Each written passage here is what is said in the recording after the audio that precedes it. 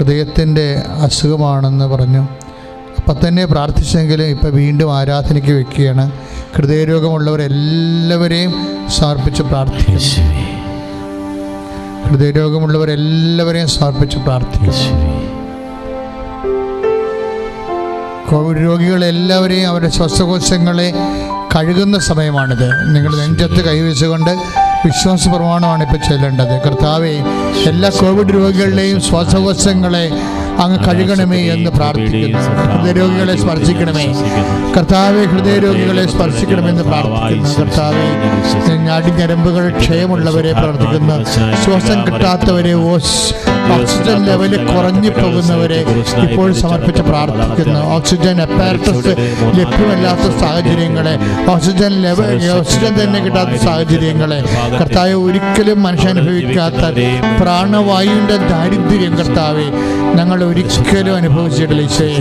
അത് ഈ കാലത്ത് അനുഭവിക്കണം ഈശോയെ. മനുഷ്യൻ എല്ലാ സംവിധാനങ്ങളും ശാസ്ത്രങ്ങളും നിലനിന്ന് മനുഷ്യനെ സംരക്ഷിക്കാൻ സർക്കാർ ഉള്ളപ്പോഴും പ്രാണവായുവിന് വേണ്ടി, ഒരവംശ പ്രാണവായുവിന് വേണ്ടി പിടയുന്ന ജന്മങ്ങളെ കർത്താവ്, എല്ലാ സംവിധാനങ്ങളും നിരർത്ഥകമായിരിക്കുന്ന അവസ്ഥകളിൽ കർത്താവ് നീ തന്നെ റൂഹ എന്ന് പറഞ്ഞ കർത്താവ്, മനുഷ്യന്റെ നാസാരന്ധ്രങ്ങളിലേക്ക് ആദ്യം ഓക്സിജനെ പ്രാണവായുവിനെ ഊതിക്കൊടുത്തവനെ എല്ലാ മക്കളിലേക്ക് കർത്താവ്, ഓക്സിജന്റെ ഡെഫിഷ്യൻസി ഉള്ള എല്ലാ എല്ലാ വ്യക്തികളും കർത്താവ് നിന്റെ പ്രാണവായു ഊതിക്കൊടുക്കുകയും അവിടെ ജീവൻ നിലനിർത്തുകയും ചെയ്യട്ടെ യേശുവിന്റെ നാമത്തിൽ.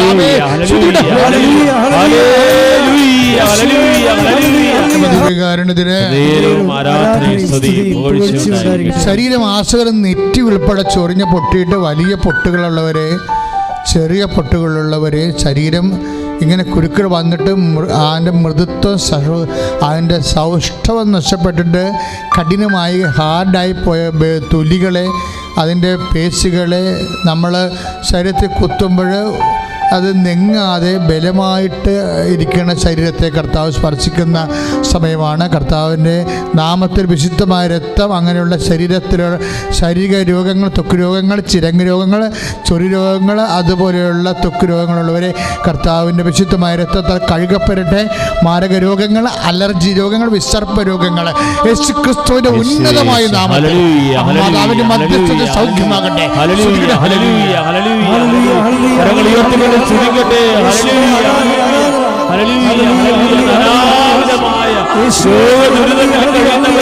അങ്ങ് സ്പർശിക്കുന്ന നന്ദി പറയുന്ന കർത്താവേ,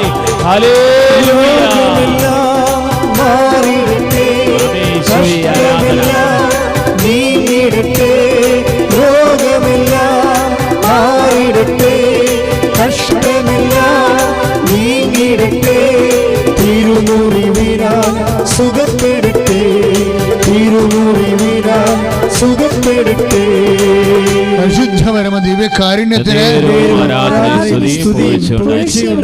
തൊണ്ടവേദനയുള്ളവര്, തൊണ്ടവേദന തുടങ്ങിയിട്ടുള്ളവര്, കോവിഡിൻ്റെ ബന്ധമായിട്ട് തൊണ്ടവേദന ഉള്ളവര്, തൊണ്ടവേദന തുടങ്ങിയിട്ടുള്ളവര്, ശ്വാസകോശങ്ങളിലേക്ക് ശ്വാസപ്പെടാൻ അനുഭവിക്കപ്പെടുന്നവരെ കർത്താവിൻ്റെ വിശുദ്ധമായ രക്തത്താൽ ഈ നിമിഷം തളിക്കപ്പെടട്ടെ. കർത്താവേ, ദിവ്യകാരുണ്യമേ, ഇപ്പോൾ തൊണ്ടവേദന, സ്വഭാവദൂഷ്യമുള്ള മക്കള്, പറഞ്ഞാൽ അനുസരിക്കാത്ത മക്കൾ, കുടുംബത്തിലെ ഭക്ഷണം കഴിക്കാൻ വേണ്ടി മാത്രം കയറി വരുന്നവർ, ഈ ലോക്ക്ഡൗണായിട്ട് പോലും കുടുംബത്തിലിരിക്കാത്തവരുണ്ട്, പ്രാർത്ഥിക്കാത്തവരുണ്ട്, ഏതെങ്കിലും ബന്ധങ്ങളിൽ പെട്ടുപോയവർ, ഏതെങ്കിലും വിഷയങ്ങളിൽ അകപ്പെട്ടു പോയവർ, ചില വ്യക്തികളോടുള്ള അറ്റാച്ച്മെൻ്റ് ആകാം, ചിലപ്പോൾ വിഷയങ്ങളോടുള്ള അറ്റാച്ച്മെൻ്റ് ആകാം, ചിലപ്പോൾ വീഡിയോ ഗെയിം പോലുള്ള ഗെയിമാകാം. ഇങ്ങനെ മനസ്സ് വെറുതെ ഭ്രാന്തമായ രീതിയിൽ പെട്ടുപോയവർ, അതിൻ്റെ പേരിൽ വീട്ടുകാരോടും ദൈവത്തോടുമുള്ള സ്നേഹം തണുത്തു പോയവർ, കർത്താവേ, ഞങ്ങൾ അങ്ങനെയുള്ള എല്ലാ മക്കളെയും സംബന്ധിച്ച് പ്രാർത്ഥിക്കണം ഈശോയെ. കർത്താവേ, മനുഷ്യൻ്റെ വിസ്മയം കാരണം, ഭ്രമം കാരണം, വ്യത്യസ്തമായ പാപങ്ങളിലും കർത്താവേ, അതുപോലെ മനസ്സിൻ്റെ കർത്താവ്, മനസ്സിൻ്റെ ആധ്യാത്മിക ഗുണങ്ങളെ നിർവീര്യമാക്കുന്ന അവസ്ഥകളിൽ കർത്താവേ പെട്ടുപോയ മക്കളെ അങ്ങ് വിശുദ്ധമായ രക്തത്താൽ ഇപ്പം കഴുകണമേ. കർത്താവിൻ്റെ വലിയ ശക്തി കൊടുക്കണമേ. അവരെ ഉപദേശിച്ച് കർത്താവേ, മാതാപിതാക്കന്മാരും മടുത്ത് ഉപേക്ഷിച്ച് കളഞ്ഞ കേസുകളെ എന്ത് ചെയ്യണമെന്ന് അറിയാൻ പാടില്ലാതെ വേദനപ്പെട്ട് നടക്കുന്ന മാതാപിതാക്കന്മാരെ ഇപ്പോഴൊക്കെ സമർപ്പിച്ച് പ്രാർത്ഥിക്കുന്നു. എൻ്റെ കർത്താവിന്റെ ഉന്നതമായ നാമത്തിൽ അമ്മ മാതാവിന്റെ മധ്യസ്ഥത്തിൽ ആ മക്കളിൽ അത്ഭുതം സംഭവിക്കട്ടെ.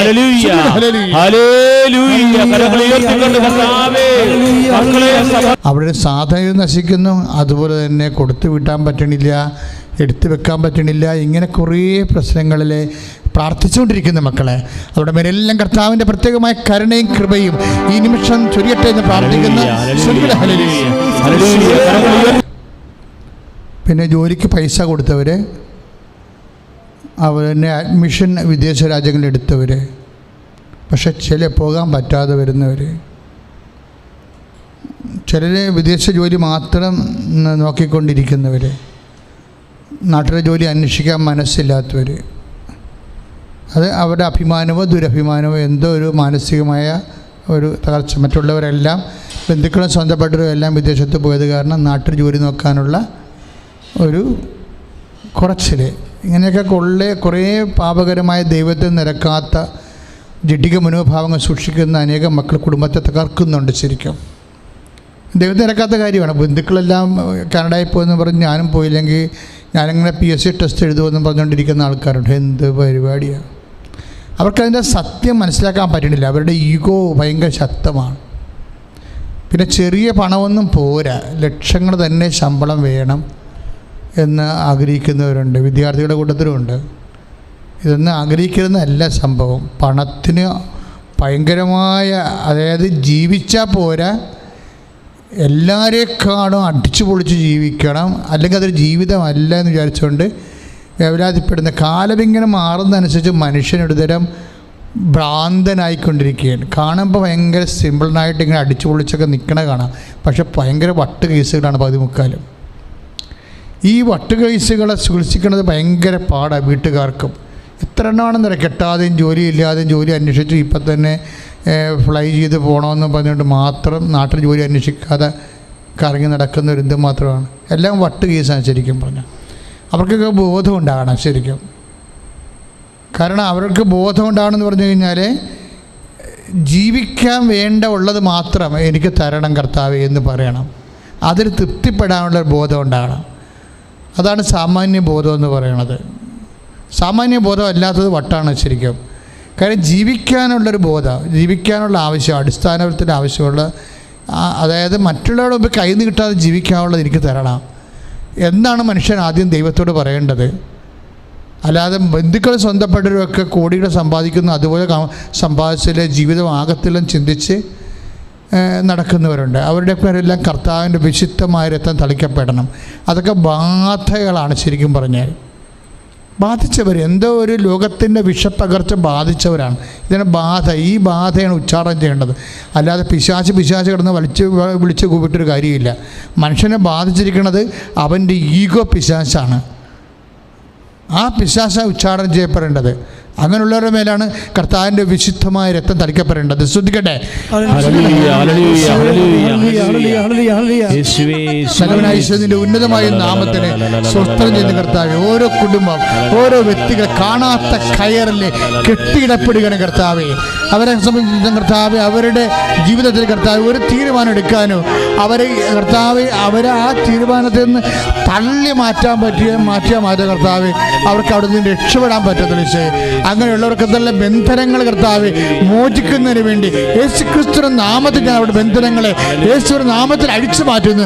ശ്രുതികട്ടെ.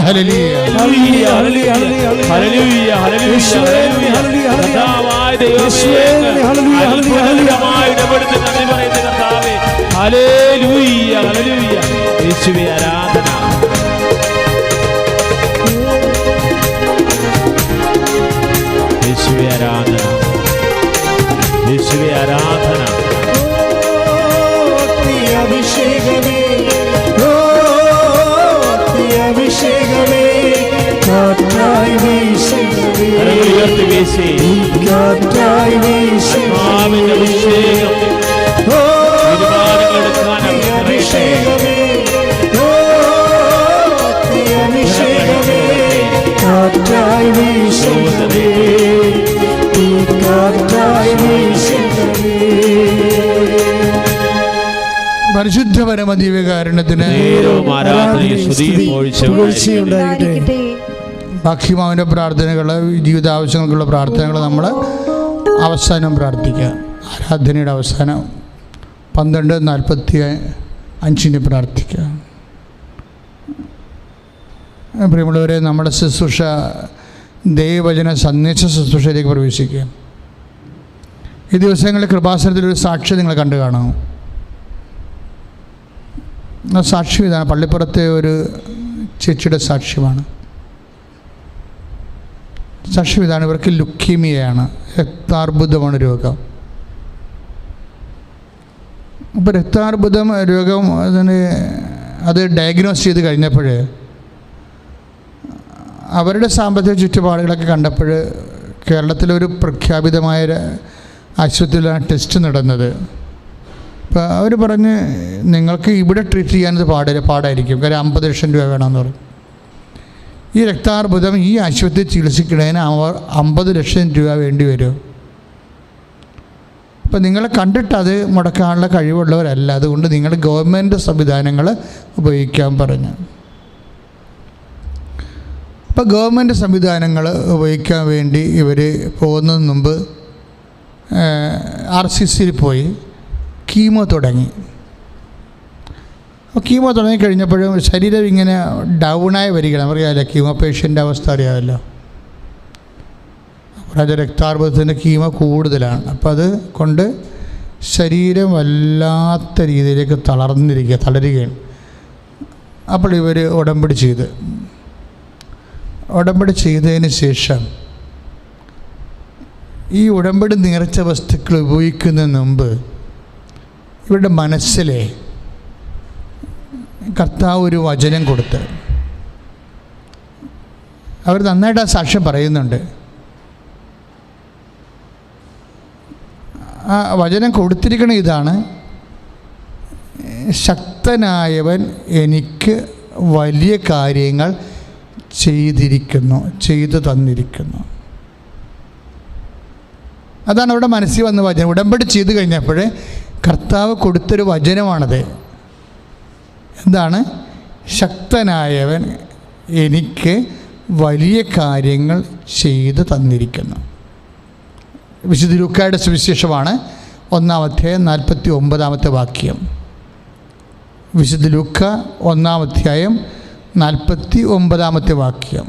ശക്തനായവൻ എനിക്ക് വലിയ കാര്യങ്ങൾ ചെയ്തു തന്നിരിക്കുന്നു. ആ വാക്ക് അവരുടെ മനസ്സിൽ വന്നപ്പോൾ തന്നെ കർത്താവ് വലിയ കാര്യങ്ങൾ ചെയ്യാൻ പോകുന്നുവെന്ന് പരിശുദ്ധാത്മാവ്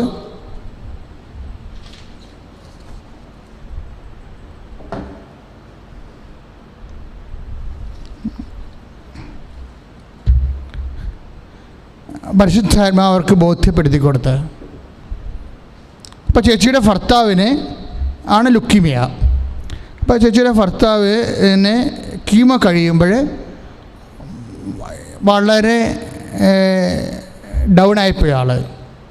അപ്പോൾ ചേച്ചി വന്ന് ഉടമ്പടി എടുത്തപ്പോൾ ചേച്ചി കിട്ടിയ വചനം ഇതാണ്: ശക്തനായവൻ എനിക്ക് വലിയ കാര്യങ്ങൾ ചെയ്തു തന്നിരിക്കുന്നു.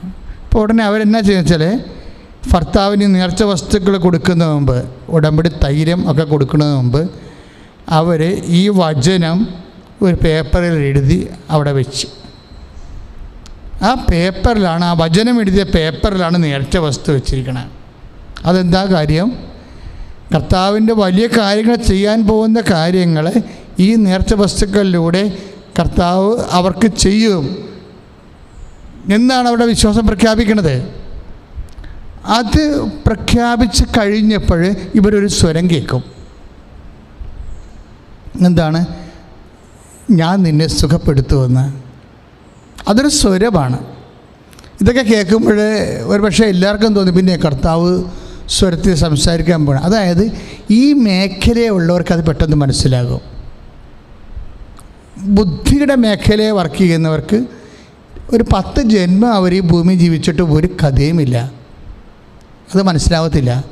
കാര്യം ഇത് ഹൃദയത്തിൻ്റെ ഒരു മേഖലയാണ്.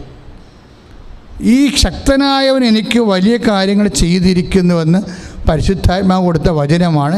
ഈ വചനത്തിൽ അവർ വിശ്വസിക്കുന്നു, ഈ വചനത്തിൽ അവർ വിശ്വസിക്കുന്നു എന്ന് കർത്താവിനെ അറിയിക്കാൻ വേണ്ടിയാണ് ആ വചനം എഴുതിയിട്ട് അതിൻ്റെ പുറത്ത് ഈ രോഗി ഉപയോഗിക്കാനുള്ള നേർച്ച വസ്തുക്കൾ എടുത്ത് വെക്കുന്നത്. അത് വെച്ച് കഴിഞ്ഞ് അവർ സ്വരം കേൾക്കും, ഞാൻ നിന്നെ സുഖപ്പെടുത്തുന്ന കർത്താവാണെന്ന്. അതിനുശേഷം ഈ രോഗം പൂർണ്ണമായി അങ്ങ് സുഖപ്പെടും. കീമോ ഉപയോഗിക്കുന്നുണ്ടെങ്കിലും കീമോയുടെ ആ ആവിയും പുകയും അതിൻ്റെ തളർച്ചയും തകർച്ചയും ഒന്നും അനുഭവിക്കാതെ തന്നെ ഈ വ്യക്തി ജോലി ചെയ്യാൻ പറ്റുന്ന രീതിയിലേക്ക് കർത്താവ് ഇവനെ ഉയർത്തിക്കൊണ്ടുവരും. ഈ സാക്ഷ്യം എൻ്റെ മനസ്സിൽ വന്നപ്പോഴേ എൻ്റെ മനസ്സിൽ ഉടനെ വന്ന വചനം, ഈ പുരോഹിതന്മാർ പോലും ഇങ്ങനെ പ്രാർത്ഥനയിൽ വിശ്വസിക്കാത്തവരുണ്ട്. പുതിയ പുരോഹിതന്മാരല്ല, പണ്ടത്തെ പുരോഹിതന്മാരുടെയും ചില പുരോഹിതന്മാരുടെ അവസ്ഥ അതാണ്. അവരിത് ഈ സാമാന്യ ജനത്തിൻ്റെ അനുഭവങ്ങളിൽ വിശ്വസിക്കത്തില്ല. അവരതിൻ്റെ റീസൺ അന്വേഷിക്കും ഉടനെ ബുദ്ധിപരമായിട്ട്. ഇപ്പം ഞാനെന്തെങ്കിലും പറഞ്ഞാൽ സക്കറിയ പുരോഹിതനല്ലേ, സക്കറിയ പുരോഹിതന് ഒരിക്കലും അൾത്താറയിൽ ഇങ്ങനെ ധൂപിച്ചുകൊണ്ട് നിൽക്കുകയാണ്. അപ്പോഴേ ഗബ്രിയേൽ മാലാഖ നേരിട്ട് വന്ന് ഒരു കാര്യമാണ് പോക്കേ, ഞാനാണെങ്കിൽ സക്കറിയാനെ തലക്കെട്ടടിച്ചേന. അതായത് അൾത്താറെ ധൂപിച്ചുകൊണ്ട് നിൽക്കുകയാണ് ഈ മനുഷ്യൻ. അയാൾ ചെറുപ്പക്കാരനൊന്നുമല്ല, 90 വയസ്സുള്ള മനുഷ്യനാണ്. ഇത്രയും വയസ്സ് കർത്താവിൻ്റെ വേല ചെയ്ത ആളാണ്.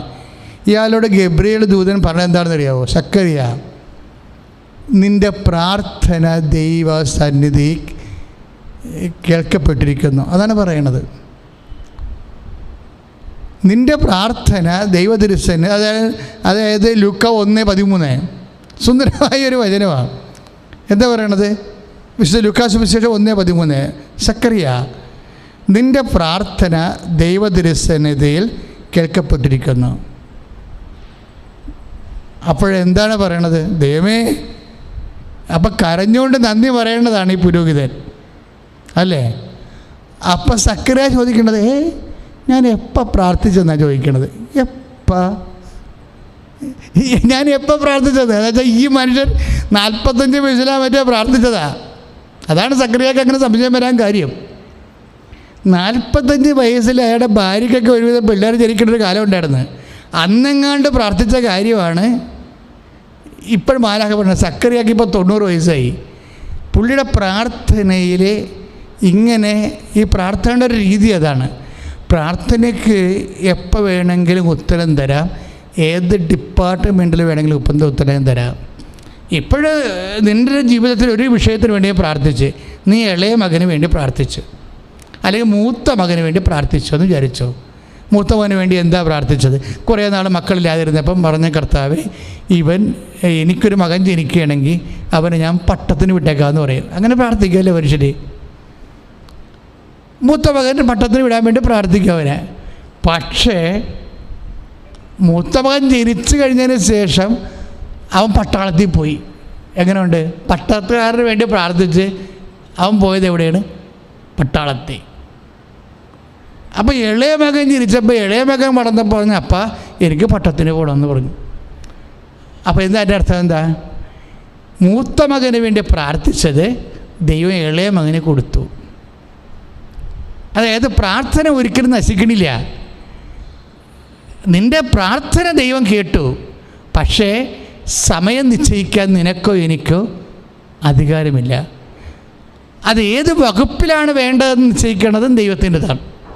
ദൈവവേദലേ, നീ പ്രാർത്ഥിക്കുമ്പോൾ ഓർക്കണം, നീ പ്രാർത്ഥിക്കുന്ന വ്യക്തിക്ക് പ്രാർത്ഥിക്കുന്ന സമയത്ത് തന്നെ ദൈവം അനുഗ്രഹിക്കണമെന്ന് മത്സരം പിടിക്കരുത്.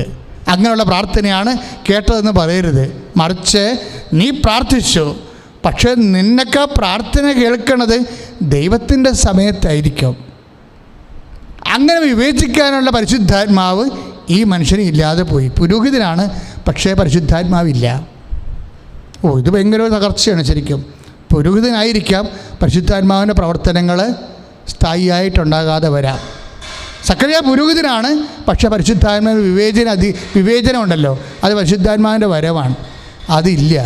അത് കാരണം ഈ എപ്പ എന്നും പറഞ്ഞ് പൊട്ടം കളിച്ച ഇയാൾ പൊട്ടം കളിച്ച് എപ്പ പ്രാർത്ഥിച്ചു എന്നിട്ട് പറയണേ പണ്ട് അയ്യോ അതിപ്പോൾ എനിക്ക് 90 വയസ്സായില്ലേ, അതിപ്പോൾ എനിക്ക് അപ്പം ദൈവത്തിനൊരു തരം ആക്ഷേപിക്കുന്ന രീതിയിലാണ് ഈ പൊട്ടൻ അവിടെ കിടന്നുകൊണ്ട് പെരണ്ട് കളിക്കണത്.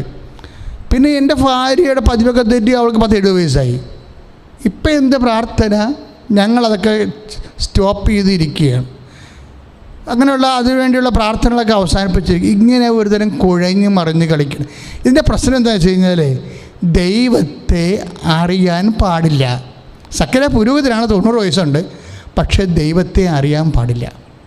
ഇത് വലിയൊരു ദുരന്തമാണ്. നമുക്ക് പ്രായമാകാം, പക്ഷേ വിവേചന പരിശുദ്ധാത്മാവ് പ്രവർത്തിക്കും. നമ്മൾ പുരോഹിതനാകാം, അല്ലെങ്കിൽ ദൈവശുശ്രൂഷകരാകാം, പക്ഷെ പരിശുദ്ധാത്മാവ് പ്രവർത്തിക്കണമെന്ന് നിർബന്ധം, വിവേചനം കിട്ടത്തില്ല. അപ്പം നമുക്ക് പ്രായമാകാം, പക്ഷെ ദൈവത്തിനെ അറിയണമെന്ന് നിർബന്ധമില്ല. അത് നിസ്സാര കാര്യമല്ല. ദൈവത്തെ അറിയാത്തവർക്ക് പ്രാർത്ഥിക്കാൻ വലിയ പാടാണ് ശരിക്കും, ദൈവത്തെ അറിയാത്തവർക്ക്. എന്തെങ്കിലും പറയാൻ കാരണം വെച്ച് കഴിഞ്ഞാൽ സക്കറിയ ഇങ്ങനെ ഒരു തൻ്റെ ആധ്യാത്മിക ദാരിദ്ര്യം ദൈവതിരുസന്നിധിയിൽ സമർപ്പിച്ചു കഴിഞ്ഞപ്പോഴേ എന്താ ചെയ്തിരിക്കണം? സക്കറിയായോട് നീ ഊമനായി തീരുമെന്ന് പറഞ്ഞ്, അതായത് എന്താണ്, നീ പുരോഹിതനാണ്, പക്ഷെ പുരോഹിതനടുത്ത ദൈവത്തിനെക്കുറിച്ചുള്ള അറിവ് നിനക്കില്ല, പുരോഹിതനടുത്ത പരിശുദ്ധാത്മാവിൻ്റെ പ്രവർത്തനമില്ല, വിവേചന വരമില്ല, അതുകൊണ്ട് നീ പുരോഹിതനായിരിക്കാൻ ഇനി ദൈവത്തിന് താല്പര്യമില്ല എന്ന് പറഞ്ഞുകൊണ്ട് അവൻ്റെ പ്രാർത്ഥനാ ജീവിതം കട്ട് ചെയ്ത് കളഞ്ഞു. ഊമനായി തീരുമെന്ന് പറഞ്ഞതിൻ്റെ അർത്ഥം എന്താണ്? വാ തുറന്ന് പ്രാർത്ഥിക്കാൻ പറ്റുകയെന്നതിൻ്റെ അർത്ഥം. വാ തുറന്ന് പ്രാർത്ഥിക്കാൻ പോലും പറ്റത്തില്ല. എന്താ കാര്യം? ഇതിപ്പോൾ നമുക്കറിയാമല്ലോ, വാ തുറന്ന് പ്രാർത്ഥിക്കാത്ത എന്തുമാത്രം മനുഷ്യരാണ് ഉള്ളത് കുടുംബങ്ങളിലേക്ക്, ഇല്ലേ? ഊമരാണ് സക്രിയയെ പോലെ. നമ്മൾ കുടുംബ പ്രാർത്ഥന ചെല്ലുമ്പോൾ ഇരിക്കാം, പരിശുദ്ധ മറിയം നന്മ നിറഞ്ഞ പറയും ചൊല്ലിക്കഴിഞ്ഞാൽ ഊമനായ സക്രിയ അവിടെ തൂണും ചാരി ഇരിക്കുന്നുണ്ടാവും. ചിലപ്പോൾ അപ്പനായിരിക്കും, ചിലപ്പോൾ അപ്പാപ്പനായിരിക്കും, ചിലപ്പോൾ മക്കളായിരിക്കും. എന്താണ്? അവൻ വാ തുറന്ന് പ്രാർത്ഥിക്കത്തില്ല, മനസ്സിൽ പ്രാർത്ഥിക്കും. അപ്പോൾ അമ്മ ചോദിക്കും, ഇടാ നന്മ നിറഞ്ഞ പറയും ചെല്ലി, പരിശുദ്ധ മറിയം ചെല്ലണില്ലേ? ഞാൻ മനസ്സിൽ പ്രാർത്ഥിക്കുന്നുണ്ടെന്ന് പറയും. അപ്പോൾ മനസ്സിൽ പ്രാർത്ഥിക്കണം മാത്രമല്ല, പ്രാർത്ഥിക്കുന്നവർ വാ തുറന്ന് പ്രാർത്ഥിക്കണം. സക്കറിയായ്ക്ക് ആ വാ തുറന്നുള്ള പ്രാർത്ഥന ഏതാണ്ട് ജീവിതം അവസാനിപ്പിക്കുകയാണ് ദൈവം. എന്താ കാര്യം? യഥാകാലം നിറവേറേണ്ട ദൈവത്തിൻ്റെ വചനം അവൻ അവിശ്വസിച്ചു. യഥാകാലം നിറവേറേണ്ട ദൈവത്തിൻ്റെ വചനം അവൻ അവിശ്വസിച്ചു. ഇപ്പം വചനം അവിശ്വസിച്ച് കഴിഞ്ഞാൽ പ്രാർത്ഥനാ ജീവിതം അപ്പം തന്നെ പളിച്ചയായി പോകും. പ്രാർത്ഥിക്കുക, കർത്താവായ ദൈവമേ, വചനം വിശ്വസിച്ചുകൊണ്ട് വചന അധിഷ്ഠിതമായി വാതുറന്ന് പ്രാർത്ഥിച്ച് ദൈവത്തെ മഹത്വപ്പെടുത്താനുള്ള പ്രാർത്ഥനാ വരത്താൽ എന്നെ അഭിഷേകം ചെയ്യണം.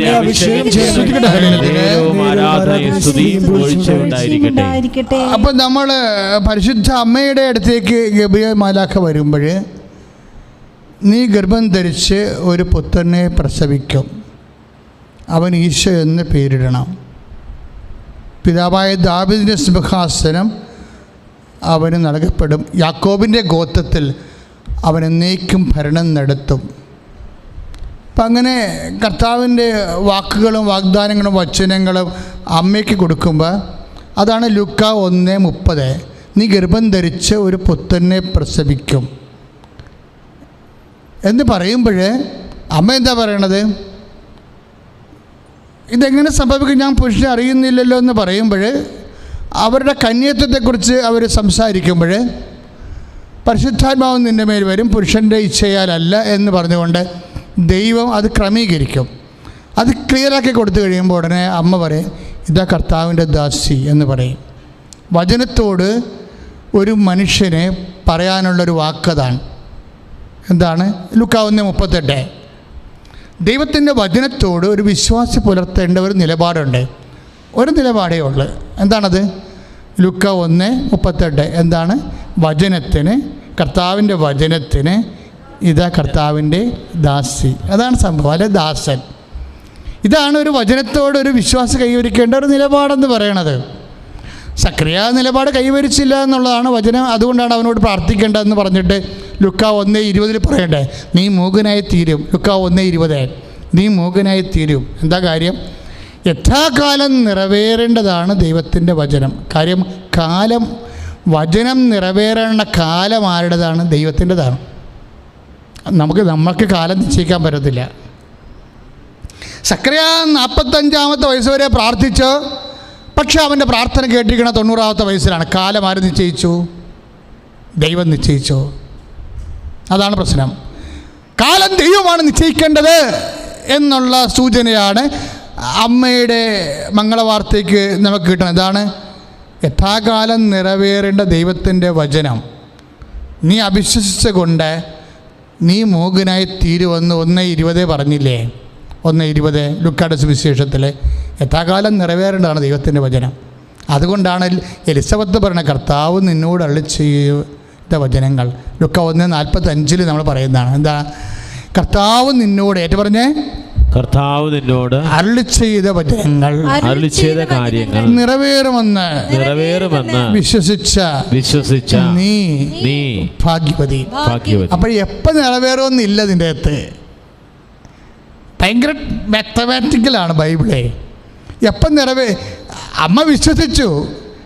എപ്പോഴാണ് നിറവേറണം ഇത്? അപ്പന് ഇഷ്ടമുള്ളപ്പോൾ എന്ന് പറയും. അമ്മ ഉടനെ പറയും, എങ്ങനെയാണ്? എൻ്റെ അപ്പന് ഇഷ്ടമുള്ളപ്പോൾ. വചനം ഞാൻ വിശ്വസിച്ചു, അതിൻ്റെ നിറവേറ്റം എൻ്റെ അപ്പന് ഇഷ്ടമുള്ളപ്പോൾ. അത് ഭാവി എത്ര വേണമെങ്കിലും അപ്പന് എടുക്കാം. അതാണ് സംഭവം. അമ്മയുടെ വിശ്വാസവും സക്കറിയയുടെ വിശ്വാസവും തമ്മിൽ കറക്റ്റായിട്ട് രാത്രിയും പകലും പോലെ മാറണം. അവിടെ വെച്ചാണ് കാലം നിശ്ചയിക്കാനുള്ള അധികാരം ദൈവത്തിന് കൽപ്പിച്ച് നൽകും. കൃപാസനത്തിൽ സമയഘടികാരം നെഞ്ചിലേറ്റിയാണ് അമ്മ പ്രത്യക്ഷപ്പെട്ടത്. കാലം ദൈവത്തിന് കൽപ്പിച്ച് നൽകുമ്പോൾ ആ കാലത്തിൻ്റെ മേൽ ആരാണ് വിശ്വസിക്കുന്നത് അവർക്ക് അധികാരം കൊടുക്കും. അതുകൊണ്ടാണ് അമ്മ അടുത്ത ആ നിമിഷം തന്നെ അമ്മ കാത്തിരിക്കാതെ അപ്പം തന്നെ പ്രഗ്നൻ്റായി. എന്താ കാര്യം? അപ്പായ്ക്ക് കാലത്തിൻ്റെ അധികാരം കൊടുത്തു കഴിയുമ്പോൾ, അപ്പായ്ക്ക് കാലത്തിൻ്റെ മേലുള്ള അധികാരം പ്രഖ്യാപിച്ച് കഴിയുമ്പോൾ ആരാണോ പ്രഖ്യാപിക്കണത് അവന് അത് അനുയോജ്യമായ കാലത്തേക്ക് ദൈവം അത് ക്രമീകരിക്കും. ശ്രുതിക്കട്ടെ ഹല്ലേലൂയ, ഹല്ലേലൂയ, ഹല്ലേലൂയ, ഹല്ലേലൂയ. കരങ്ങൾ ഉയർത്തിക്കൊണ്ട് ശ്രുതിക്കട്ടെ. ഹല്ലേലൂയ, ഹല്ലേലൂയ, ഹല്ലേലൂയ. അമ്മേ പരിശുദ്ധ മാതാവേ, സമയത്തിന്റെ മാതാവേ, കൃപാസനത്തിൽ പ്രത്യക്ഷയായ പരിശുദ്ധ അമ്മേ, ജീവിത ദുരിതങ്ങളും വേദനകളും വിഷമതകളും സമർപ്പിച്ച് സമയം വെച്ച് പ്രാർത്ഥിക്കുന്ന ഓരോ മക്കളുടെ മേലെ, ഡേറ്റിന് പ്രാർത്ഥന ഓരോ മക്കളുടെ മേലെ അപ്പോഴും ചേച്ചി ചെയ്ത് എന്താ വെച്ച് കഴിഞ്ഞാൽ, ശക്തനായവൻ എനിക്ക് വലിയ കാര്യങ്ങൾ ചെയ്ത് തന്നിരിക്കുന്നു എന്നാണ് എഴുതിയിരിക്കുന്നത്. ലുക്ക 49 ആ വചനം എഴുതിയിട്ടാണ് നേർച്ച വസ്തുവിൻ്റെ പുറത്ത് വെക്കണത്. അത് വെച്ച് വിശ്വാസം പ്രഖ്യാപിച്ചു കഴിഞ്ഞപ്പോൾ സ്വരം കേട്ടു. എന്താ സ്വരം കേട്ടത്? ഞാൻ നിന്നെ സുഖപ്പെടുത്തുന്ന കർത്താവാണ്. അപ്പോൾ ദൈവത്തിന് ഞാൻ എപ്പോഴും എൻ്റെ പ്രവർത്തകരോട് പറയുവേ, ദൈവാനുഭവത്തിനൊരു പഞ്ഞും ഇല്ലയെന്ന് പറയും. എന്താ? അതാര് നിഷ്കളങ്കമായി ദൈവത്തിൽ വിശ്വസിക്കുന്നുവോ, നിഷ്കളങ്കം എന്ന് പറഞ്ഞു കഴിഞ്ഞാൽ ബുദ്ധി ഉൾപ്പെടുത്താതെ ഒരു വിശ്വാസം നിഷ്കളങ്കമാകണത് എങ്ങനെയാണ്? അത് ഹൃദയത്തിൻ്റെ ഒരു പ്രവൃത്തിയായി മാറുമ്പോഴാണ്. ബുദ്ധിയുടെ പ്രവൃത്തിയായി മാറുമ്പോൾ അതിനകത്ത് കളങ്കം വരും. പല ആൾക്കാർക്കും ബുദ്ധിയിൽ അധിഷ്ഠിതമായിട്ട് ദൈവത്തിനെ സമീപിക്കുമ്പോൾ ഉണ്ടാകുന്നത് കളങ്കവിശ്വാസമാണ്. കളങ്കവിശ്വാസം കൊണ്ട് ദൈവത്തെ അനുഭവിക്കാൻ വലിയ പാടാണ്. ബുദ്ധിപരമായിട്ടൊക്കെ കുറച്ച് ആഹ്ലാദം നമുക്കുണ്ടാകും. അതൊരു നോൺസെൻസ് ഏർപ്പാടാണ്. ബുദ്ധിപരമായിട്ട് ആഹ്ലാദം ഉണ്ടാകാനല്ല, ഈ വൈകാരികമായ ബോധ്യമില്ലേ, ബൗദ്ധിക ബോധ്യത്തിൻ്റെ കൂടെ തന്നെ വൈകാരിക ബോധ്യം ഉണ്ടായാൽ മാത്രമേ വചനം എക്സിക്യൂട്ട് ചെയ്തിട്ട് കർത്താവിനെ അറിയാത്തവരെ അറിയിക്കാനുള്ള മിഷൻ തീഷ്ണത കിട്ടത്തുള്ളൂ. കുറേ മെയിൻ്റനൻസ് നമുക്ക് കിട്ടുമായിരിക്കും. ഉള്ള ഒരു ഇടവേളയൊക്കെ ചേർന്ന് കഴിഞ്ഞാൽ ഉള്ള നിലവാരം നിലനിർത്തിക്കൊണ്ടുപോകാൻ പുരോഹിതന്മാർക്ക് പറ്റണത് അവർ ആ വിശ്വാസം ആ രീതിയിൽ കൈകാര്യം ചെയ്തിട്ടാണ് എല്ലാ കാര്യങ്ങളുടെയും ബുദ്ധി അന്വേഷിക്കുക. ഇപ്പം ബൈബിള് ബുദ്ധിപരമായിട്ട് നോക്കുന്നവരില്ലേ? ഞങ്ങളൊക്കെ സെമിനാരി പഠിക്കുമ്പോൾ ഫോം ക്രിറ്റിസിസം എന്ന് പറഞ്ഞ സംഭവം ഉണ്ടായി. അത് ഏത് ഫോമിലാണ് ഫോമിലാണ് എഴുതിയിരിക്കുന്നത് അതനുസരിച്ചാണ് അതിൻ്റെ അർത്ഥം അവർ നമ്മളെ മനസ്സിലാക്കണമെന്ന് പഠിപ്പിച്ചു തരണത്. പിന്നെ ടെക്സ്ച്വൽ ക്രിറ്റിസിസം എന്തായി, ഒരു ടെസ്റ്റ്, അത് ഏത് കാലഘട്ടത്തിലെ ടെസ്റ്റ് ഏത് സാഹിത്യ ശൈലിയിൽ ഉപയോഗിച്ചിരിക്കുന്നു, അതിനാണ് ലിറ്ററൽ ക്രിറ്റിസിസം എന്ന് പറയണത്. അപ്പോൾ വചനം ബൈബിൾ പഠിക്കാൻ വേണ്ടി ഞങ്ങളൊക്കെ പഠിച്ചു വെച്ചിരിക്കുന്ന ഇതാണ്. ഫോം ക്രിറ്റിസിസം പഠിച്ചിട്ടുണ്ട്, ടെക്സ്ച്വൽ ക്രിറ്റിസിസം പഠിച്ചിട്ടുണ്ട്, ലിറ്ററൽ ക്രിറ്റിസിസം പഠിച്ചിട്ടുണ്ട്. പക്ഷേ വചനം മാത്രം പഠിച്ചില്ല. അത് വലിയ സങ്കടമാണ് ശരിക്കും. ഞാൻ ഓർക്കുകയാണ്, ഈ അമ്മ രക്ഷപ്പെട്ടത്, പരിശുദ്ധ അമ്മ രക്ഷപ്പെട്ടത് ഈ സാധനമൊന്നും പഠിക്കാഞ്ഞിട്ടാണ്. ഈ സാധനം ഒന്നും പഠിക്കാഞ്ഞിട്ടാണ് അമ്മ രക്ഷപ്പെട്ടത്. എന്താ കാര്യം? സക്കറിയ പുരോഹിതൻ രക്ഷപ്പെടാതിരുന്നതും ഈ സാധനമൊക്കെ അവൻ കുറച്ച് പഠിച്ചു വെച്ചിട്ടാണ്. അതാണ് സാധാരണ മനുഷ്യരും അതുപോലെ തന്നെ ഇതെല്ലാം പഠിച്ച ആൾക്കാരും തമ്മിലുള്ള വ്യത്യാസം.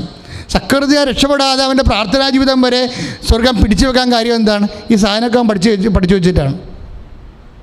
നിൻ്റെ പ്രാർത്ഥന കേട്ടിരിക്കണമെന്ന് പറയുമ്പോൾ അവൻ പറയും, ബുദ്ധിപരമായിട്ട് സാധ്യതയില്ലാത്ത കാര്യമാണ്. എൻ്റെ ഭാര്യ പതിവ് തെറ്റിയ ആളാണ്, ഇപ്പോൾ 70 വയസ്സുണ്ട്, അപ്പോൾ എങ്ങനെ കൊച്ചുണ്ടാകണത്? ഞാനൊക്കെ 90 വയസ്സുണ്ട്, പിന്നെ എങ്ങനെയാണ് കൊച്ചുണ്ടാകണത്? അപ്പോൾ എല്ലാം ബുദ്ധിപരമായിട്ട് എടുത്ത കാര്യങ്ങൾ. അപ്പോൾ അതുകൊണ്ട് സ്വാഭാവികമായിട്ട് പ്രാർത്ഥനാ ജീവിതം വരെ ദൈവം കട്ട് ചെയ്ത് കളഞ്ഞു. ഇപ്പോൾ അമ്മയോട് പറയണം, നീ ഗർഭം ധരിച്ച് പുത്രനെ പ്രസവിക്കും. അപ്പോൾ ഇതെങ്ങനെ സംഭവിക്കും? ഞാൻ പുരുഷനെ അറിയുന്നില്ലല്ലോ, കന്യാ ജീവിതമാണ് അവർ ആഗ്രഹിച്ചത്. അപ്പോൾ അങ്ങനെയല്ലേ, പരിശുദ്ധാവ് നിൻ്റെ മേൽ വരും, പരിശുദ്ധാത്മാവ് നിൻ്റെ മേൽ വരുമെന്ന് പറഞ്ഞപ്പോൾ അമ്മ പറഞ്ഞ വാക്കെന്താണെന്നറിയാവോ? പരിശുദ്ധാത്മാവ്. ഞാൻ അതിൻ്റെ ഫോം ക്രിറ്റിസിസം ഒന്ന് നോക്കട്ടെ, അതാണ് സംഭവം. അല്ലെങ്കിൽ ഞാൻ എൻ്റെ ടെക്സ്റ്റ് ക്രിറ്റിസിസം ഒന്ന് നോക്കട്ടെ, ഞാനതിൻ്റെ ലിറ്ററൽ ക്രിറ്റിസിസം ഒന്ന് നോക്കട്ടെ, എന്നിട്ട് ഞാൻ പറയാം. പരിശുദ്ധാത്മാവ് ഞാൻ ആദ്യം കേൾക്കുകയാണ്. കർത്താവിൻ്റെ ആത്മാവെന്നൊക്കെ ഞാൻ കേട്ടിട്ടുണ്ട്, അതുപോലെ തന്നെ ദൈവാത്മാവെന്ന് കേട്ടിട്ടുണ്ട്. ഇപ്പോഴെന്താ ഈ പരിശുദ്ധാത്മാവെന്ന് പറയണത്? അതിൻ്റെ ടെക്സ്റ്റ് ക്രിറ്റിസിസം നോക്കട്ടെ, അതിൻ്റെ ഫോം ക്രിറ്റിസിസം നോക്കട്ടെ എന്ന് അമ്മ എങ്ങാനും പറഞ്ഞിരുന്നെങ്കിൽ മനുഷ്യാവതാരം സ്വാഹ. ഇതാണ് പ്രശ്നം. എന്താ കാര്യം? അമ്മയ്ക്കറിയാം ഇതൊന്നും വചനം ക്രിട്ടിസൈസ് ചെയ്യേണ്ടതല്ലെന്നറിയാം അമ്മയ്ക്ക്. ആ ഒരു സാമാന്യ ബോധമെങ്കിലും പഠിക്കുന്നവർക്കും ഉണ്ടായാൽ മതിയായിരുന്നു. വചനം ക്രിട്ടിസൈസ് ചെയ്യാനുള്ളതല്ല, പിന്നെ എന്തിനാണ്? വചനം വിശ്വസിക്കാനുള്ളതാണ്. വചനം വിമർശിക്കാനുള്ളതല്ല, വിമർശന പഠനത്തിനുള്ളതല്ല, പിന്നെ എന്തിനാണ്? വചനം വിശ്വസിക്കാനുള്ളതാണ്. അതുകൊണ്ടാണ് എലിസബത്ത് പറയണത്, അതും പരിശുദ്ധാത്മാവെന്ന് നിറഞ്ഞ് പറയും. എന്തെന്ന് പറയും? കർത്താവ് നിന്നോട് അരുളി ചെയ്ത കാര്യങ്ങൾ ഏറ്റുപറഞ്ഞേ, കർത്താവിനോട് അരുളി ചെയ്ത കാര്യങ്ങൾ നിറവേറുമെന്ന് വിശ്വസിച്ച നീ ഭാഗ്യവതി. അതന്നെയല്ലേ ആ ചേച്ചി എഴുതി വെച്ചിരിക്കുന്ന പേപ്പറെ, ശക്തനായവൻ എനിക്ക് വലിയ കാര്യങ്ങൾ ചെയ്തു തന്നിരിക്കുന്നു. അത് എഴുതി വെച്ചിട്ട് അതിൻ്റെ പുറത്ത് നിറച്ച വസ്തു വെച്ച് കഴിയുമ്പോൾ വചനം അവർ വിശ്വസിച്ചു. അപ്പോൾ അവർ സ്വരം കേൾക്കും. എന്താ പറയണത്? ഞാൻ നിന്നെ സുഖപ്പെടുത്തുന്ന കർത്താവാണ്. എൻ്റെ ദൈവവേദലെ, ദൈവവചനം വിശ്വസിക്കാനുള്ളതാണ്. അതുകൊണ്ടാണ് ഹെബ്രായർന്ന് വായിക്കണില്ലേ 4:2 അവർ കേട്ട വചനം അവർക്ക് പ്രയോജനപ്പെട്ടില്ല. കേൾക്കുന്ന വചനം എല്ലാവർക്കും പ്രയോജനപ്പെടണമെന്നില്ല. ചില ആൾക്കാർ വചനം കേട്ട് കഴിയുമ്പോൾ അവർ വചനത്തെക്കുറിച്ച് വിമർശിക്കാൻ തോന്നും. അവർക്ക് form criticism, literal criticism, classical criticism ഇങ്ങനെ വിമർശിക്കാൻ തോന്നും.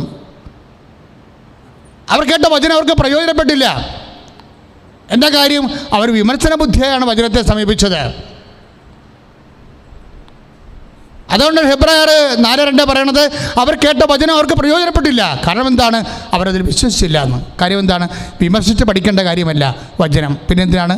അത് വിശ്വസിച്ച് അനുഭവിക്കേണ്ടതാണ്. ശ്രുതിക്കട്ടെ ഹല്ലേലൂയ, ഹല്ലേലൂയ, ഹല്ലേലൂയ, ഹല്ലേലൂയ. കരങ്ങൾ ഉയർത്തിക്കൊണ്ട് ശ്രുതിക്കട്ടെ.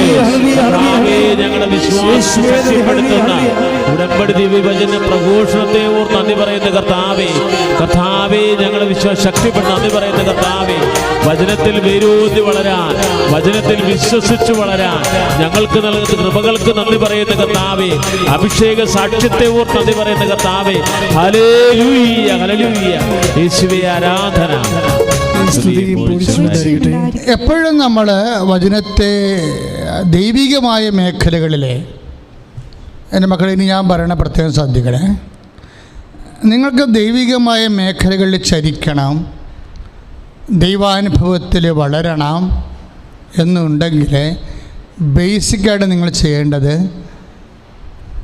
ഒരു മിനിമം പരിശുദ്ധാത്മാവിനെ അഥവാ പരിശുദ്ധാത്മാവിനെ നിർവീര്യമാക്കാതിരിക്കാൻ ശ്രദ്ധിക്കണം. പരിശുദ്ധാത്മാവിൻ്റെ ഒരു ചെറിയ ഒരു പൊരിയെങ്കിലും തീപ്പൊരിയെങ്കിലും ഉണ്ടെങ്കിലേ നമുക്ക് ഓരോരോ സമയത്ത് വരുന്ന വിഷയത്തിൻ്റെ മേലെ ദൈവികമായ ചോദനകൾ ലഭിച്ചുകൊണ്ടിരിക്കും. What to do, when to do, how to do എന്നെല്ലാം പറഞ്ഞുകൊണ്ടിരിക്കും.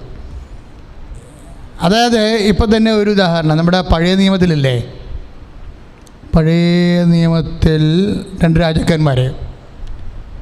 രാജാക്കന്മാരുടെ 3:15 അതെന്താ ഇവിടെ വിഷയം എന്ന് മൊവാബ്യരുമായിട്ടുള്ള യുദ്ധമാണ്. മൊവാബ്യർ വളരെ ശക്തരായ പടനീക്കമുള്ള വലിയ പട്ടാള വ്യൂഹമുള്ള മനുഷ്യരാണ്. അവിടെ റീസണബിളായിട്ട് നോക്കിക്കഴിഞ്ഞാൽ യുദ്ധത്തിന് പോകുന്ന ആൾക്കാരൊക്കെയാണ്. ഇസ്രായേൽ രാജാവ്, ഏദോം രാജാവ്, യൂദ രാജാവ്, ഇങ്ങനെ കുറേ ആൾക്കാർ യുദ്ധത്തിന് പോവുകയാണ്. ഇവരുടെ കയ്യിലൊന്നും പട്ടാളം ആവശ്യത്തിനില്ല. ഇവരുടെ എല്ലാം കൂടി ഇങ്ങനെ ഈ നാട്ടുരാജ്യങ്ങളാണ് ഇതെല്ലാവേ. യൂദയ, ഇസ്രായേൽ, ഇതെല്ലാം നാട്ടുരാജ്യങ്ങൾ. ഏതോ ഇതെല്ലാം കൊച്ചു നാട്ടുരാജ്യങ്ങളാണ്. മൊവാബ് അങ്ങനെ വലിയൊരു രാജ്യമാണ്. ഇവരോട് ഇവർ യുദ്ധത്തിന് പോവുകയാണ്.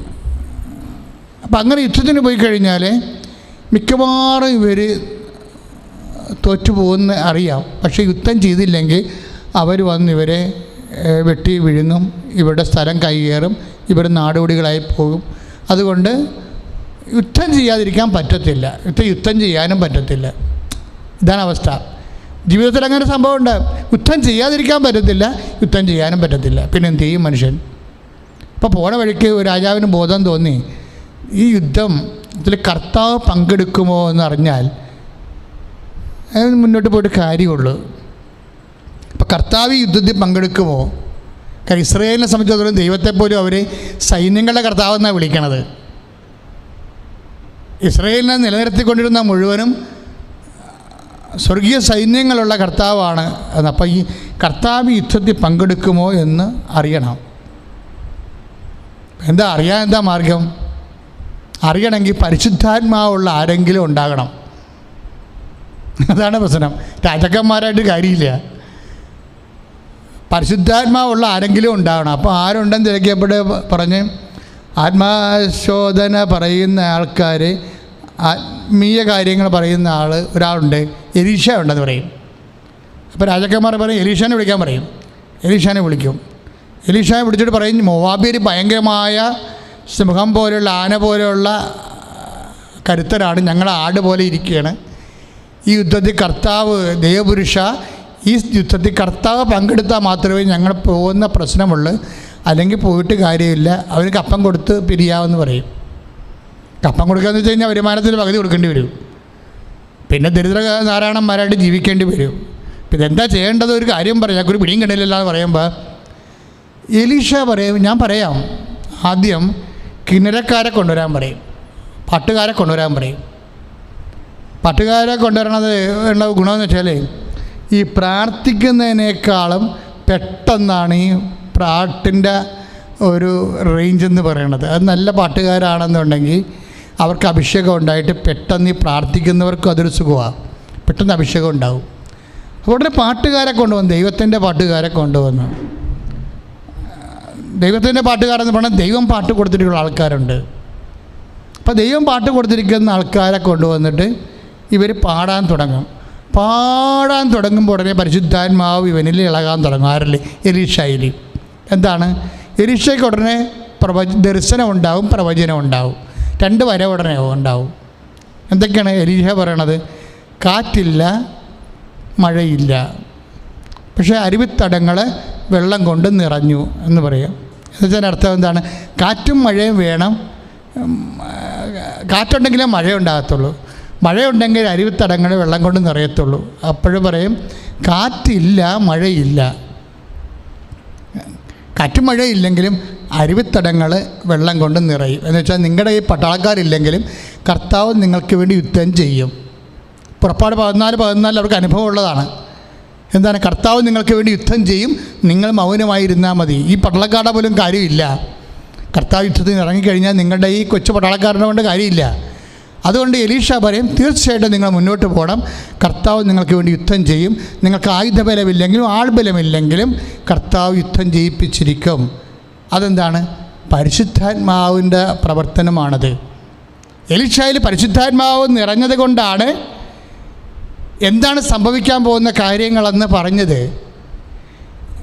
അപ്പോൾ അത് ഇപ്പോഴൊക്കെ ഉള്ള കുറേ ആൾക്കാർ പറയുന്നത് പരിശുദ്ധാത്മാവ് അങ്ങനെയുള്ള കാര്യങ്ങളൊന്നും ഇക്കാലങ്ങളിൽ ഇടപെടാറില്ല, ആദിമസഭയിൽ അങ്ങനെയൊക്കെ ഉണ്ടായിരുന്നു പറഞ്ഞ് തടിതപ്പണ ദൈവശാസ്ത്രജ്ഞന്മാരുണ്ട്. ഞങ്ങൾ പഠിക്കുന്ന കാലത്ത് ഞങ്ങളെയൊക്കെ പഠിപ്പിച്ചിട്ടുള്ള ആൾക്കാരുടെ നിലപാടതായിരുന്നു. ആദിമസഭയിൽ ഭയങ്കര പരിശുദ്ധാത്മാവായിരുന്നു, അതിങ്ങനെ പരിശുദ്ധാത്മാവ് ഉണ്ടായിട്ടില്ല, ഇങ്ങനെയുള്ള കാര്യത്തിൽ ഇടപെടത്തില്ല. സഭയുടെ കുല പ്രബോധന കാര്യങ്ങൾക്കൊക്കെ ഇടപെടത്തുള്ളത് പറഞ്ഞ് പരിശുദ്ധാത്മാവിൻ്റെ ദാരിദ്ര്യം അനുഭവിച്ച കാരണം അവർ പരിശുദ്ധാത്മാവിനെ നിഷേധിക്കുകയാണ് ചെയ്തത്. അതുകൊണ്ട് വരണ്ട ഒരു ആധ്യാത്മിക ജീവിതം പലർക്കും വരാൻ കാരണം അതാ. കാര്യം പരിശുദ്ധാത്മാവ് നിരന്തരമായിട്ട് സഭയിൽ പ്രവർത്തിക്കുകയാണ്. ഇന്ന കാര്യങ്ങളെന്നല്ല, എല്ലാ കാര്യങ്ങളിലും. നീ ആരെ കല്യാണം കഴിക്കണമെന്ന് വരെ പരിശുദ്ധാത്മാവ് പറയും. കാര്യം എന്താണ്? നീ ദൈവവേദനായതുകൊണ്ട്. കാര്യം എന്താണ്? ദൈവവേദന ദൈവരാജ്യത്തിലുള്ള ആളാണ്. ദൈവരാജ്യത്തിലുള്ള ആൾക്കാരുടെ കാര്യം ദൈവാത്മാവിനാൽ നയിക്കപ്പെടുന്നവരാണ് അവർ. അതാണ് റോമ 8:14 നമ്മൾ വായിക്കണത്. ദൈവാത്മാവിനാൽ നയിക്കപ്പെടുന്നവരെ ദൈവത്തിൻ്റെ മക്കളാണ്. ദൈവത്തിൻ്റെ മക്കളെന്ന് പറയുമ്പോൾ അവർ മോക്ഷരാജ്യത്തിന് അവകാശികളാണ്. അപ്പം മോക്ഷരാജ്യത്തിന് അവകാശികളായിട്ടുള്ളവർ അവരുടെ ദൈവത്തിൻ്റെ രാജ്യമുണ്ട്, ദൈവത്തിൻ്റെ സന്തതികളാണ് അവർ. അവിടെ കാരണം അന്വേഷിക്കുന്നത് പരിശുദ്ധാത്മാവാണ്. സ്തുതിക്കട്ടെ. ഹല്ലേലൂയ, ഹല്ലേലൂയ, ഹല്ലേലൂയ, ഹല്ലേലൂയ, ഹല്ലേലൂയ. കരങ്ങൾ ഉയർത്തിക്കൊണ്ട് സ്തുതിക്കട്ടെ. ഹല്ലേലൂയ, ഹല്ലേലൂയ, ഹല്ലേലൂയ. കർത്താവായ ദൈവമേ, ദൈവരാജ്യത്തിൻ്റെ അവകാശികളായിട്ട് ഞങ്ങൾ ഓരോരുത്തരെയും ദൈവവചന ഗായകനായ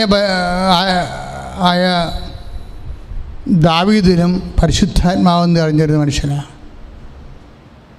വർഷങ്ങളായിട്ട് പരിശുദ്ധാത്മാവെന്ന് പറഞ്ഞ കാര്യം അവന് യുദ്ധം പഠിപ്പിക്കാഞ്ഞ കാരണം നമ്മളെ എങ്ങനെയാണ്, അതാണ് ഞാൻ യുദ്ധമൊന്നും പഠിച്ചിട്ടില്ലെന്ന് സാവൂളിനോട് അവൻ പറയണില്ലേ. ജെസ്സി അവനെ പഠിപ്പിക്കാഞ്ഞ കൊണ്ടാണ്. യുദ്ധം പഠിപ്പിച്ചില്ല എന്നുണ്ടെങ്കിൽ സൈന്യങ്ങളുടെ കർത്താവിനെ അവന് കൂടെ കൂട്ടാൻ അറിയാം. വിശ്വാസം കൊണ്ട്, പ്രത്യാശ കൊണ്ട്, ദൈവസ്നേഹം കൊണ്ട്. ആടുകളെ ചെന്നായ്ക്കൾ ആക്രമിക്കുമ്പോൾ അവൻ കർത്താവിനെയാണ് വിളിക്കുന്നത്.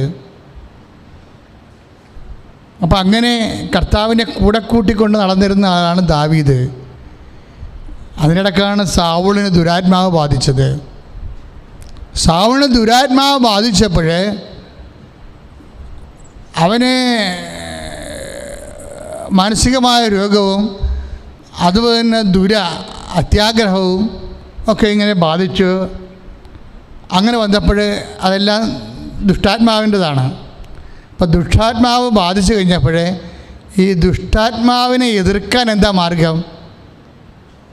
അന്ന് ഇത് എന്താ മാർഗമെന്ന് ചോദിക്കും. അപ്പോൾ പറയും, ഇവിടെ ജെസ്സയുടെ ഒരു മകനുണ്ട്, അവൻ കിന്നരം വായിക്കുകയാണെങ്കിൽ തീർച്ചയായിട്ടും ഇവന് സൗഖ്യം ഉണ്ടാവുമെന്ന്. കാരണം കിന്നരം വായിക്കുന്ന പാട്ടുകാരാണ്. പരിശുദ്ധാത്മാവ് പ്രവർത്തിക്കുക. എലീശായി പ്രവർത്തിച്ച അത് ആത്മാവാണ്. എലീശായിൽ പാട്ടുകാർ പാടിയപ്പോഴാണ് ശരിക്കും എലീശായ്ക്ക് പരിശുദ്ധാത്മാവ് നിറഞ്ഞത്. ഇസ്രായേലിൻ്റെ ഒരു ദൈവിക അനുഭവത്തിൻ്റെ പാരമ്പര്യമാണത്. അപ്പം സാവൂളിന് ദുരാത്മാവ് ബാധിച്ചു കഴിഞ്ഞപ്പോൾ സാവൂളിനെ രക്ഷപ്പെടുത്താൻ എന്താ മാർഗം? ദുരാത്മാവിനെതിരെ എന്താണ്? പരിശുദ്ധാത്മാവാണ്. അപ്പം അവന് പരിശുദ്ധാത്മാവ് പ്രവേശിച്ചു കഴിഞ്ഞാൽ ദുരാത്മാവിനെ ആട്ടി അകറ്റാൻ പറ്റും. പരിശുദ്ധാത്മാവ് പ്രവർത്തിക്കാൻ എന്താ മാർഗം? അതിന് പരിശുദ്ധാത്മാവ് പാടുമ്പോൾ പരിശുദ്ധാത്മാവ് പ്രവർത്തിക്കുന്ന ഒരാളിവിടെ ഉണ്ടെന്ന് പറയും. ആരാണത്? ജെസ്സയുടെ മകൻ. വിളിക്കവനെന്ന് പറയും. അവനെ വിളിച്ചിട്ട് അവൻ കിന്നരം കൊണ്ട് പാടാൻ തുടങ്ങും. 16:23 ആ വചനമാണ്. 1 സാമുവേൽ 16:23 നമ്മൾ വായിക്കണില്ലേ? ദാവീദ് കിന്നരം മീട്ടിയപ്പോൾ ദാവീദിൻ്റെ ദുരാത്മാവ് അവന് ശമനം ഉണ്ടായെന്നാണ് പറയണത്. കാര്യം എന്താണ്? കിന്നരം മീട്ടുമ്പോൾ പാട്ട് കേട്ടിട്ടല്ലേ, മ്യൂസിക് തെറാപ്പിയൊന്നുമല്ല. വിശ്വാസി കിന്നരം വായിച്ചാൽ, വിശ്വാസി വാതുറന്ന് പാടിയാൽ അവൻ്റെ ഉള്ളിൽ നിന്ന് പരിശുദ്ധാത്മാവ് വരും. അതുകൊണ്ടാണ് ഞാനൊരു പാട്ടുകാരെ അംഗീകരിക്കാത്തത്. പള്ളികളിലൊക്കെ വാതുറന്ന് പാടുന്നത് എന്തുമാത്രം കൊമരങ്ങൾ നമ്മൾ കാണുന്നുണ്ടാണ്. ഒരെണ്ണത്തിന് വായിലും പരിശുദ്ധാത്മാവില്ല. ചിലപ്പോൾ ബ്രാൻഡിയുടെ മണം വരണ കാണാം. ഞാൻ കുറേ പള്ളികളിൽ ഇരുന്നിട്ടുള്ളതാണ്. ഞാൻ ഇന്ന് വരെ പരിശുദ്ധാത്മാവ് വാതുറന്ന പാടുന്ന ആൾക്കാർ ഞാൻ കണ്ടിട്ടില്ല. ഞാൻ അവന്മാരെക്കൊന്നും ശ്രദ്ധിക്കത്തുമില്ല. എനിക്ക് വേണ്ട പാട്ട് മാത്രം നോക്കി എടുത്തിട്ട് ആ ചാപ്റ്റർ ക്ലോസ് ചെയ്യും. കാര്യം എന്താണ്? അവരെങ്ങനെ ഇതെന്ത് ശുശ്രൂഷയാണെന്ന് പോലും അവർക്ക് അറിയത്തില്ല. കാര്യം ഇത് ആത്മാവ് ഒരു കിന്നരം ഇങ്ങനെ മീട്ടുമ്പോൾ സ്വരം കേൾക്കുമ്പോൾ പരിശുദ്ധാത്മാവ് ഇതിൽ നിന്ന് ഉണരും. ദൈവത്തെ വിശ്വസിച്ച് ദൈവത്തെ സ്നേഹിച്ചുകൊണ്ട് നമ്മൾ എന്ത് ചെയ്യുമ്പോഴും പരിശുദ്ധാത്മാവ് ഉണർന്നിട്ട് ഈ ദുഷ്ടാത്മാവിനെ നിർവീര്യമാക്കി കളയും. അപ്പോൾ തന്നെ ദുരാത്മാവ് ഇറങ്ങിപ്പോയി, ശൗലിൻ്റെ ഉള്ളിൽ നിന്ന് ഇറങ്ങിപ്പോയി. അപ്പം അത് വലിയ ഒരു അനുഭവമായി മാറി. അപ്പോൾ ദാവീദിന് ഈ പരിശുദ്ധാത്മാവാണ് ഇവനെ നയിച്ചുകൊണ്ടിരിക്കുന്നത് കാലമെല്ലാം. അപ്പം ഉപേക്ഷിച്ചിട്ടും യുദ്ധം പഠിപ്പിക്കാതിട്ടും ചേട്ടന്മാർ ഉപേക്ഷിച്ചിട്ടും ദൈവം ഉപേക്ഷിക്കാതിരുന്ന കാരണം ദൈവം ഒരു വ്യക്തിയെ ഉപേക്ഷിച്ചിട്ടില്ല എന്നതിൻ്റെ സൂചനയാണ് അവന് പരിശുദ്ധാത്മാവ് തിളങ്ങി വിളങ്ങി നിൽക്കുക. സ്തുതിക്കട്ടെ, ഹല്ലേലൂയ, ഹല്ലേലൂയ, ഹല്ലേലൂയ, ഹല്ലേലൂയ. കരങ്ങൾ ഉയർത്തിക്കൊണ്ട് സ്തുതിക്കട്ടെ, ഹല്ലേലൂയ. കർത്താവേ, നമ്മളെ പരിശുദ്ധാത്മാവിനെ നിർവീര്യമാക്കരുത് എന്ന് പറയത്തില്ലേ അല്ലേ? Efesians 4:27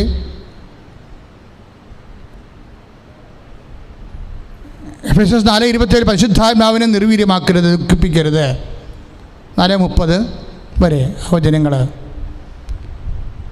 പരിശുദ്ധാത്മാവിനെ ദുഃഖിപ്പിക്കരുതെന്ന് പറയുന്ന 1 തെസ്സലോനിക്കൻസിൻ്റെ വചനങ്ങൾ 5:19 വചനങ്ങൾ. എന്താ പറയണമെന്ന്, എന്താ കാര്യം എന്നറിയാവോ? പരിശുദ്ധാത്മാവ് നിർവീര്യമായാലും പരിശുദ്ധാത്മാവ് ദുഃഖിപ്പിച്ചാലും എന്ത് പറ്റും? ഈ വിട്ടുപോയ ദുരാത്മാവ് തിരിച്ചു വരും. അവിടെയാണ് പ്രശ്നം കിടക്കുന്നത്. ഇപ്പോൾ എഫേസ്യൻസ് നമ്മൾ വായിക്കുന്നു 4:20 4:30 എന്താ വായിക്കണത്? പരിശുദ്ധാത്മാവിനെ ദുഃഖിപ്പിക്കരുത്. തെസ്സലോനിക്കൻസ് 5:19 നമ്മൾ വായിക്കുന്നു പരിശുദ്ധാത്മാവിനെ വേദനിപ്പിക്കരുത്. പരിശുദ്ധാത്മാവിനെ ദുഃഖിപ്പിച്ചാലും പരിശുദ്ധാത്മാവിനെ നിർവീര്യമാക്കിയാലും എന്താ സംഭവിക്കണത്? ഈ ദുരാത്മാവ് തിരിച്ചു വരും. പരിശുദ്ധാത്മാവ് മാറിയാൽ തീർച്ചയായിട്ടും ദുരാത്മാവ് തിരിച്ചു വരും. അതുകൊണ്ടാണ് ആത്മീയ ജീവിതത്തിന് ലീവില്ലെന്ന് പറയാൻ കാര്യം. ആത്മീയ ജീവിതത്തിന് ലീവില്ല. ലോക്ക്ഡൗൺ ആയാലും പള്ളി അടച്ചിട്ടാലും നിൻ്റെ ആധ്യാത്മിക ജീവിതം അതനുസരിച്ച് നീ അടച്ചിടുകയാണെങ്കിൽ the unclean spirit will return to you. അവൻ തിരിച്ചു വരും, അവൻ്റെ സ്വഭാവത്തിന് തിരിച്ചു വരണം.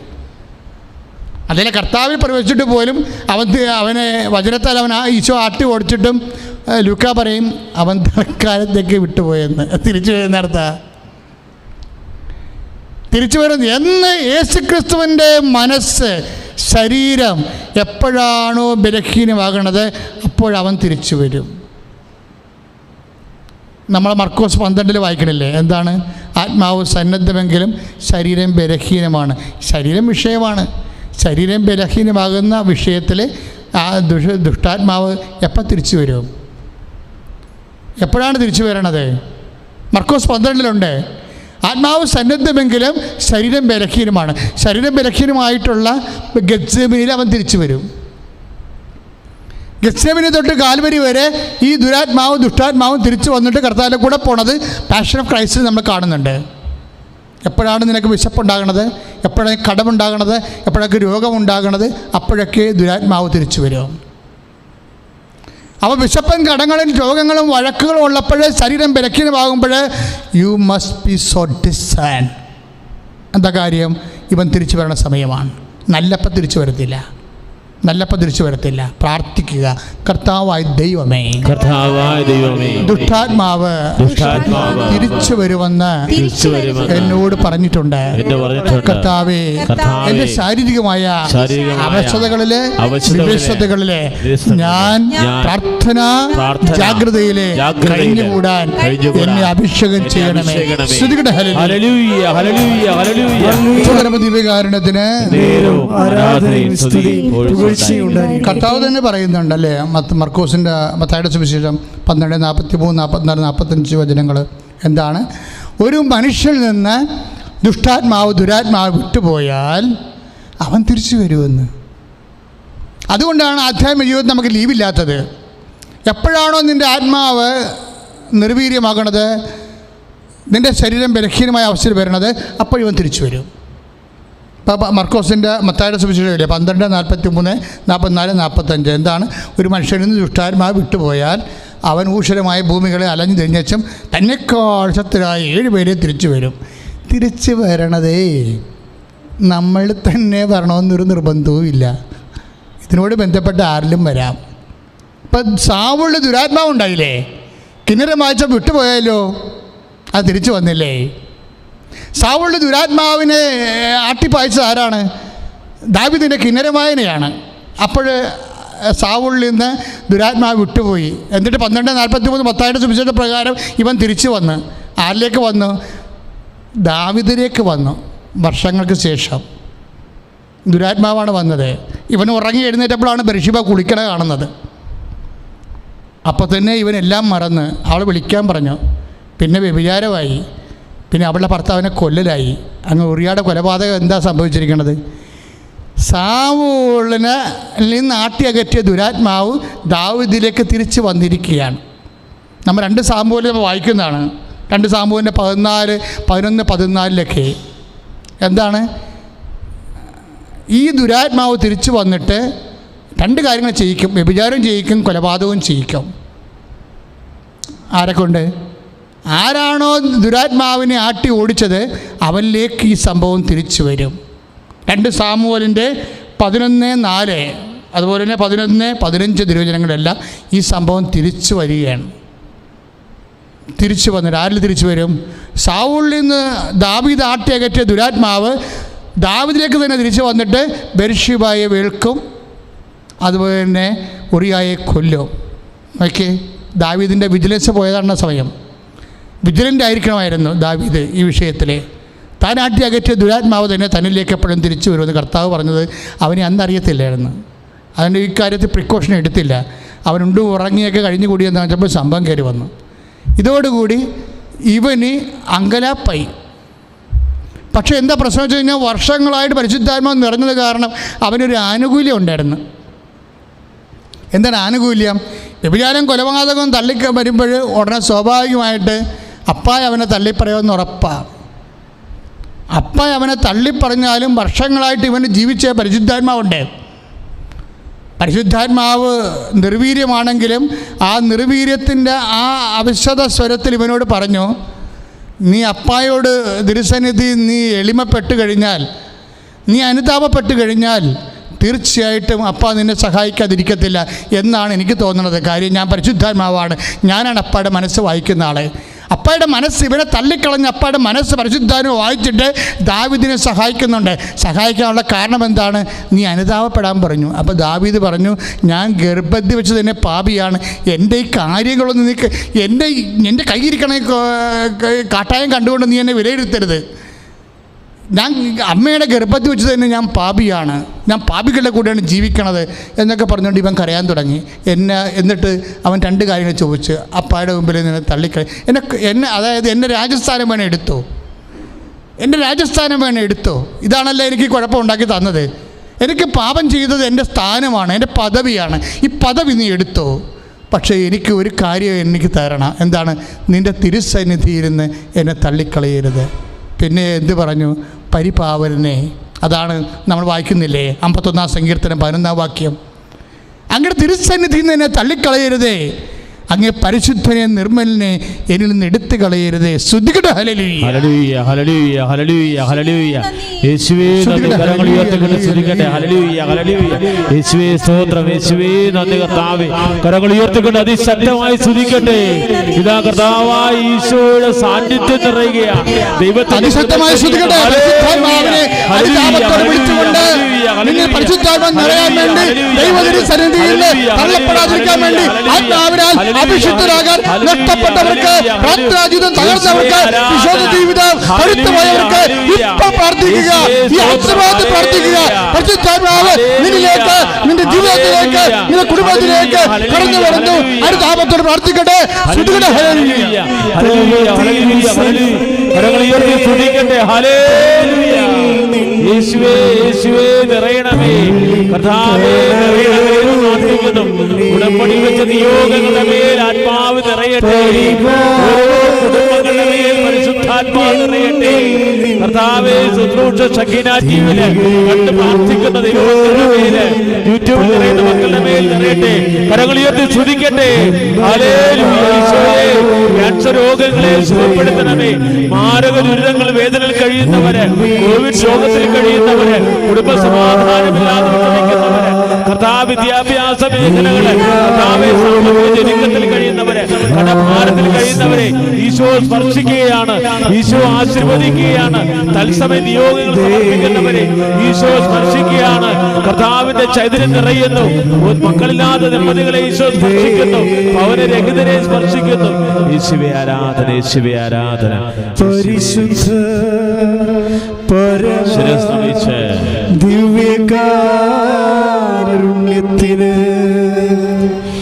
എന്നേരവും ആരാധനയും സ്തുതിയും പുകഴ്ചയും ഉണ്ടായിരിക്കട്ടെ. ശിരസ്നമിച്ച് പരിശുദ്ധ പരമ ദിവ്യകാരുണ്യത്തിന് എന്നേരവും ആരാധനയും സ്തുതിയും പുകഴ്ചയും ഉണ്ടായിരിക്കട്ടെ. പ്രിയമുള്ളവരെ, പരിശുദ്ധ പരമ ദിവ്യകാരുണ്യത്തിന് എന്നേരവും ആരാധനയും സ്തുതിയും പുകഴ്ചയും ഉണ്ടായിരിക്കട്ടെ. പ്രിയമുള്ളവരെ, പ്രത്യേകമായിട്ട് ശ്രദ്ധിക്കുക. രോഗശാന്തി പ്രാർത്ഥനയും ജീവിത ദുരിതൽ വിടുതൽ അഭിഷേക പ്രാർത്ഥനയും ആരാധനയുടെ ആദ്യഘട്ടത്തിലാണ് നടത്തപ്പെട്ടിട്ടുള്ളത്. അപ്പോൾ ഇപ്പോൾ വന്നു ചേർന്ന് ശുശ്രൂഷയിൽ പങ്കെടുത്തിട്ടുള്ളവരെല്ലാം ആരാധനയുടെ ആദ്യ ഭാഗം കണ്ട് നിങ്ങളുടെ ജീവിത ദുരിതങ്ങളും സങ്കടങ്ങളും സമർപ്പിച്ച് പ്രാർത്ഥിക്കുക. രോഗശാന്തി പ്രാർത്ഥന നടത്തപ്പെട്ടിരിക്കുന്നത് ആരാധനയുടെ ആദ്യഘട്ടത്തിലാണെന്ന് പ്രത്യേകം ഓർമ്മിപ്പിക്കുകയാണ്. എല്ലാ ദിവസവും സായാഹ്നത്തിൽ 5:15 മണിക്കാണ് തിരുഹൃദയ വണക്ക ദിവ്യകാരുണ്യ ആരാധന നടത്തപ്പെടുന്നത്. 5:15 മണിക്ക് നിയോഗ ജപമാല, 6 മണിക്ക് പരിശുദ്ധ കുർബാന, 6:30 മണിക്ക് ദിവ്യകാരുണ്യ തിരുഹൃദയ ആരാധന. എല്ലാവരും പ്രാർത്ഥനാപൂർവം ആ സമയം കണ്ടെത്തി പങ്കെടുത്ത് പ്രാർത്ഥിക്കണമെന്ന് പ്രത്യേകം ഓർപ്പിക്കുകയാണ്. അതുപോലെ തന്നെ ശുശ്രൂഷയിൽ പങ്കെടുത്തവരും ഇത് കണ്ട് പ്രാർത്ഥിക്കുന്നവരും പ്രത്യേകമായി ശ്രദ്ധിക്കേണ്ട കാര്യം, യൂട്യൂബ് സബ്സ്ക്രൈബ് ചെയ്യാത്തവരെല്ലാം സബ്സ്ക്രൈബ് ചെയ്യണം. FRVP Joseph Kripasanam. എന്നിട്ട് നിങ്ങളുടെ നിയോഗങ്ങൾ സമർപ്പിച്ചുകൊണ്ട് നിങ്ങളെ ഈ യൂട്യൂബിൽ, ഫേസ്ബുക്കിൽ, വാട്സപ്പ് ഗ്രൂപ്പുകളിൽ ഷെയർ ചെയ്ത് ദൈവമഹത്വം കരകയറ്റണം. അങ്ങനെ കർത്താവിൻ്റെ പ്രേക്ഷിതരായി മിഷണറീസായി മാറണമെന്ന് പ്രത്യേകം ഓർമ്മിപ്പിക്കുകയാണ്. പരിശുദ്ധ അമ്മയുടെ സാന്നിധ്യത്തെ നന്ദി പറയുക, ഈശോ ആശീർവദിച്ച് നന്ദി പറയുക. പരിശുദ്ധ പരമ ദിവ്യകാരുണ്യ ആരാധന എന്നേരവും ആരാധനയും സ്തുതിയും പുകഴ്ചയും ഉണ്ടായിരിക്കട്ടെ.